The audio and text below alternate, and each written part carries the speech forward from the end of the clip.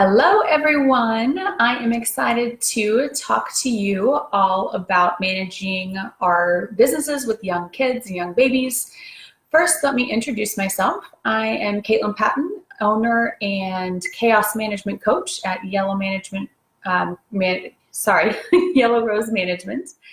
I am located in Texas in the US, and so it is a beautiful 2 o'clock in the afternoon for me here.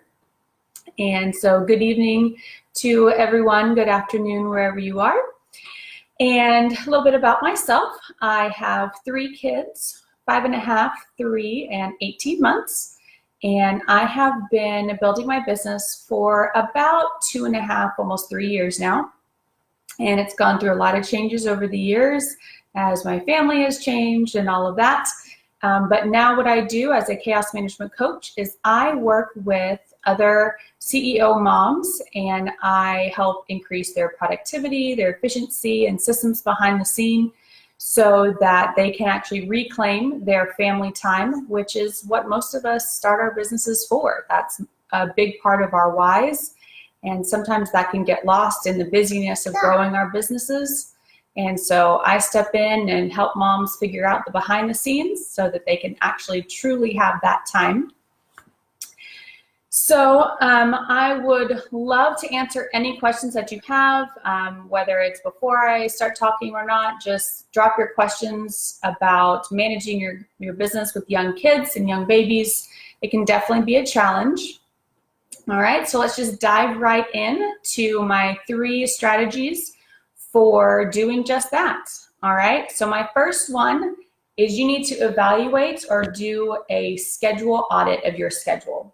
So look at your calendar, look at your to-do list, all of those things, and what is it that you currently have on your schedule? All right, and also, side note, I have my 2 oldest in the room with me, so you may hear little noises from time to time. And so that's just what's going on there. But anyway, I want you to sit down, write out your schedule. What does your typical week look like? There is a wardrobe or closet saying that says 1 in, 1 out. So you go out and you go shopping, you buy a new top. When you bring it home to put it in your closet, you take another older top out. That way you don't overwhelm yourself. You don't end up with more than you could possibly wear. That same principle works in our businesses and in our lives in general. When you need to add an hour of business tasks into your schedule, that means an hour of something has to come out. So whether it's 5 minutes of this or 10 minutes of that, or maybe it's taking something off your schedule altogether. So that's why doing an audit is really important, and it's a really good first step to figuring out how to do all of this. So we all know when you have a new baby, life gets crazy as you're learning your new responsibilities, you're getting to know your new baby, and the visitors and the sleep deprivation, all of those things. So once you kind of have that settled and kind of figured that out to some degree, I want you to do this audit. It doesn't take very long, and I want you to go through and you're going to mark out right away all of the things that you know can go, that you can just quit doing, quit attending, whatever it is you know already that you can cross it off your list. Then I want you to go through and highlight all of the things that you know must stay. So if you have any weekly get-togethers or your job or anything like that, then you highlight those because they can't go anywhere. If you have any other items that are still on your schedule and you're just not sure whether you can take them off or not, I want you to circle those. Then I want you to find the right person, and this may not be your spouse, significant other, or even your best friend, but I want you to find the right person to go through all of those circled items. I want you to talk through it with them and come to a determination on whether it can stay or whether it can go. Now, I want you to be kind of harsh with yourself on this one. I want you to, even though some things that you want to do, this may not be a good season for. And so you can always put those on the back burner and come back to them once things have kind of settled out, once your business has grown, your kid is a little older, or whatever the situation needs to be. But if you're going to spend time and add time to grow your business, because you've added a bunch of time with your baby now, because the baby there's a whole lot of responsibilities that come with that. So you've added that into your schedule, so some other things have to go. All right. So after you have evaluated your schedule, I want you to evaluate your baby's schedule. And what I mean by that is, when do they nap and for how long are their naps? Write it out. When are they in their good mood? When are they in the best mood of the day? When are they in their worst mood of the day? And if you have older kids, I want you to consider whether they are old enough to have quiet time or independent play on their own. And if so, I would suggest going ahead and seeing about teaching them how to do that. Are they ready to learn how to do that? All right. So once you've written out those answers, you've thought through them, I want you to plug in your business tasks around the nap times, the quiet times, and the good moods. Now, obviously, these are going to flex a little bit from day to day, but these are just general guidelines that you can follow so that you know when you're scheduling your time that I know I can get a blog post written out at 1 o'clock in the afternoon most days, because that's when the baby is always asleep. For me, I know that my youngest, she's the only one who naps right now. She naps from about 9 to 11, and then she naps again from about 1 to 3.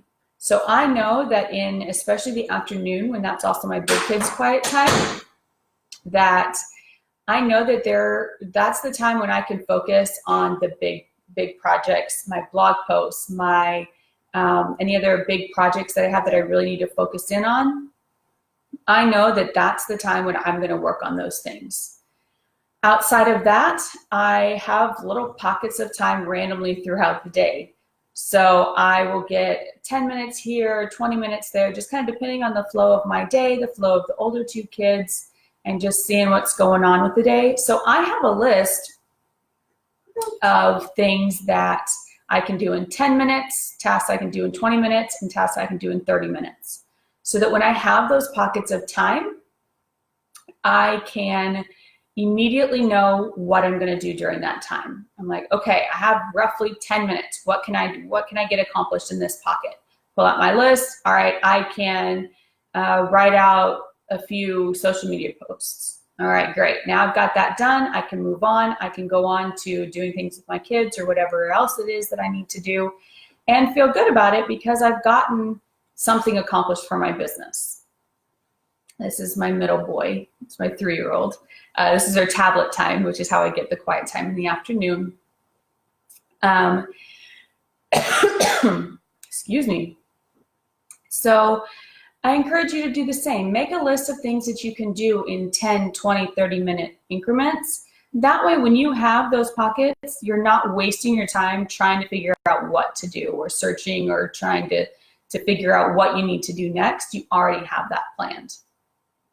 All right. And then my third strategy, and in a lot of ways I think this is the most important, it kind of ties the first two together, is you need to plan. It is very important that you are intentional with your time.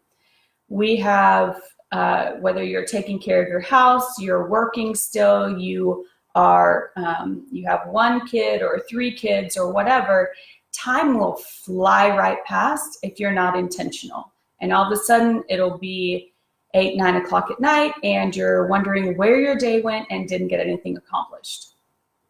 So I strongly recommend that you start your week every week with a planning session. And during this time, you're going to take only about 30 minutes. It doesn't have to take long, doesn't have to be some fancy planner, but I encourage you to write it out or put it on a tablet or a digital version so that you know exactly what your schedule is for the week and what tasks you need to accomplish.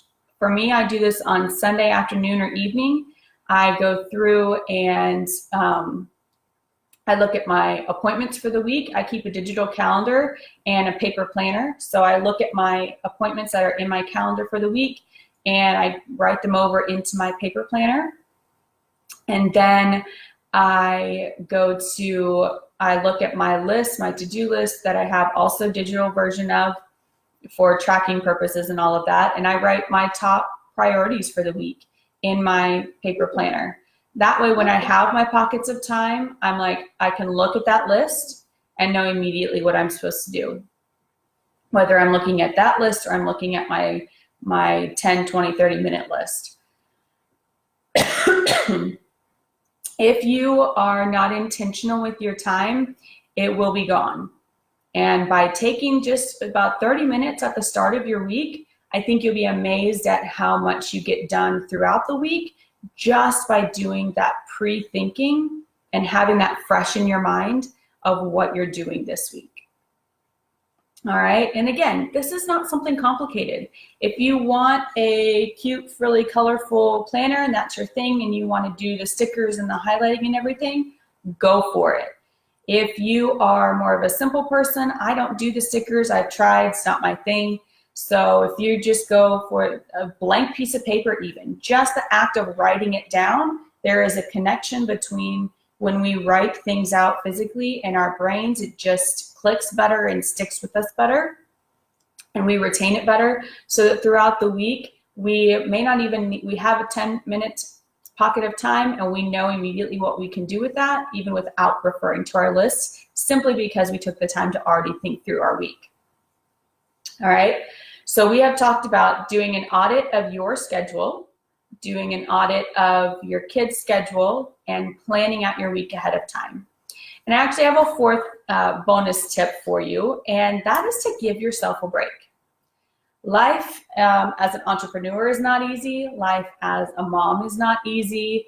Things are being thrown at us left and right. Everybody has some piece of advice that they think is best and that worked for them, which is great, but it's not always going to work for you. And so at the end of the day, it's important that we accept when we don't get everything done. Our purpose and our what we're worth in life is not built into our checklist. That's not what it's attached to. And so I encourage you to realize and be okay with that. Not all of your days are going to go smoothly. And some days you're even going to have where you do no business work at all. You'll get to the end of the day, things have been crazy, the baby is going through sleep regression or eating all the time or not feeling well or any number of things. And that's okay. You can't do everything, nor should you expect to or try to. So some days you're not going to get a lot done or you're not going to get anything done for your business, and that's okay. Those are days that your family needs you, and that's okay. But I do encourage you to make sure that you're not living in that state of chaos where you have several days a week, or it's kind of your standard, where your status quo, where you're kind of in chaos and you don't really know how much you're going to get done any given week. If that's where you are right now, or when you find yourself to be in that place, I encourage you to reach out. Find somebody, whether that's me or Anna or anybody else that you know that you can trust with this, and you have that outside perspective, somebody that's looking from 30,000 foot view, where they're not emotionally connected to everything the same way, and help you sort through and figure out what needs to go, what needs to shift or be tweaked or anything like that, because you don't need to live in a time of chaos. That is not a phase that we all really want to be in or get stuck in.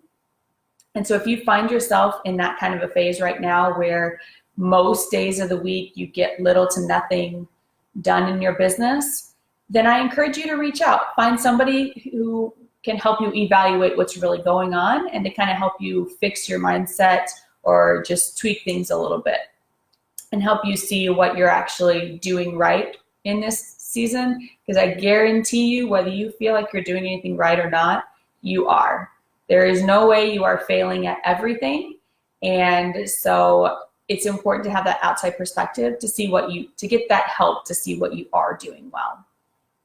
All right.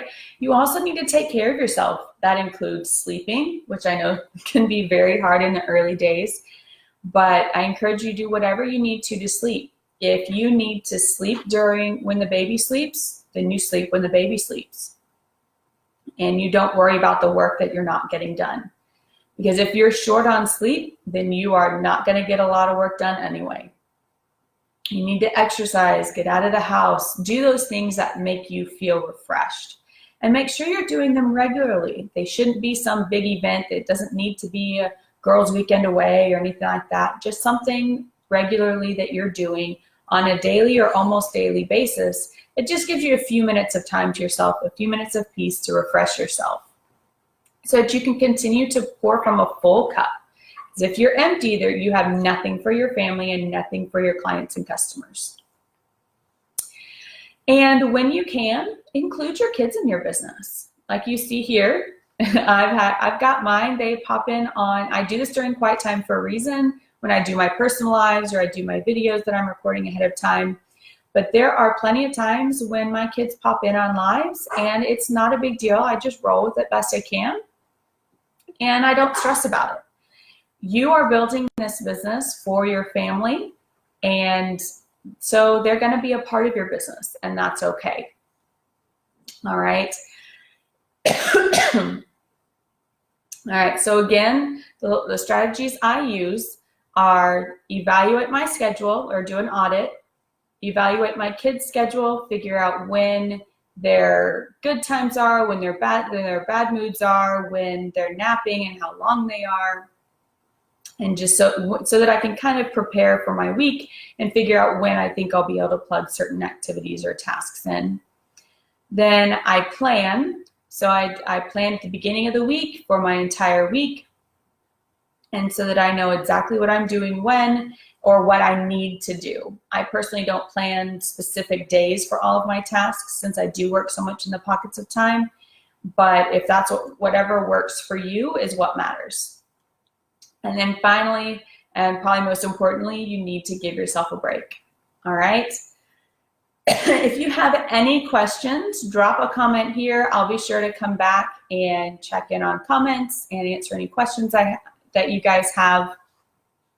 And there's a lot about babies we can't control, but what we can control is our businesses and our mentality of it all.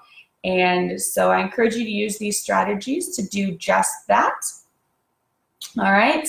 And these are also things that are not one and done. You will have to reevaluate these things, reevaluate your schedule, reevaluate your kids' schedule as they grow, as they go through growth spurts and sleep regressions and everything else that goes along with babies. All right. And with that, I will see you all, you lovely people, later, and have a great rest of your evening.